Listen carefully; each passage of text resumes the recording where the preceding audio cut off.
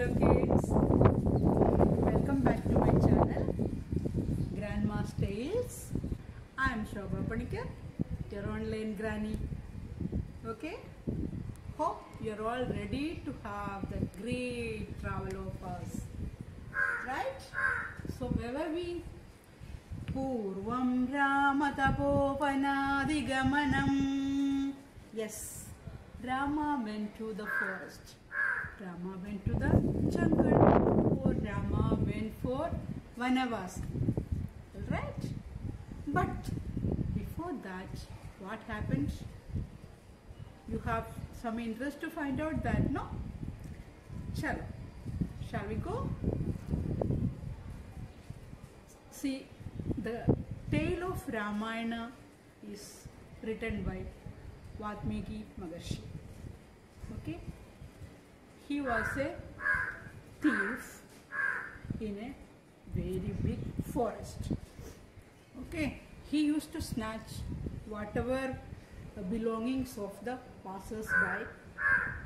But when he was doing like that, 3 saints happens to cross that forest, and this thief's name was Ratnakara. Okay, he was ready to attack that 2 Maharshis. Then one of them asked, "You are doing these many crimes. Who will bear the fruit of this? Who will be responsible for this act?" Ratnakaran very happily said, "My family will support me, or they will bear the fruit of what I am doing, because whatever I am snatching from the passers-by, I am giving that portion to them only to survive. So definitely they will bear the fruit of this, whether it is good or bad." Then one of the saints said, "Okay, agreed. Do one thing. Go to your family and ask that, are they ready for this?" Ratnakaran went to his house, or into the deeper jungle where his hut or cave was. He then went and asked his wife and the kids. See, 3 saints are there, 3 Maharshis are there. They are asking whether you will bear the fruit of my doings, whatever actions I am doing.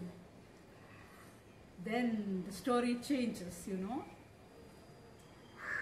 His wife, his children, nobody was ready to accept the papas he was doing all through these years. And heartbroken by the words of his family, because he was giving all the money, ornaments, whatever he was snatching from the passers-by of the forest to his family only, no? Now they are not ready to accept or be part of the sin what he has committed. So he was heartbroken. He went back to the same place, to the saints, and said, "This is what my family is saying." So the saint said, "We knew it. We told you that tan nirandaram cheyyunna karmangal tan anubhavikkenam." You have to bear the fruit of your karmas. Only you. Nobody else will share your papas. Alright? So he started meditating.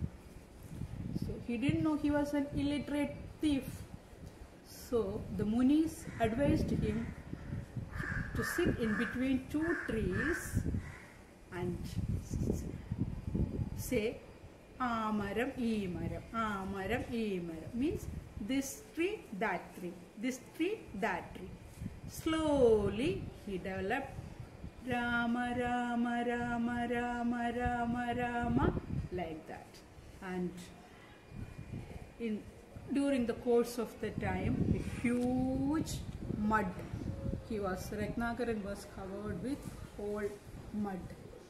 He became a small hill with mud. So again, when years went by, somebody saw only his two eyes were visible, Ratnakaran's. Okay, so one of the passers-by saw two glittering eyes, and with a stick he just gave a poke to that mud hill, and blood started oozing from there.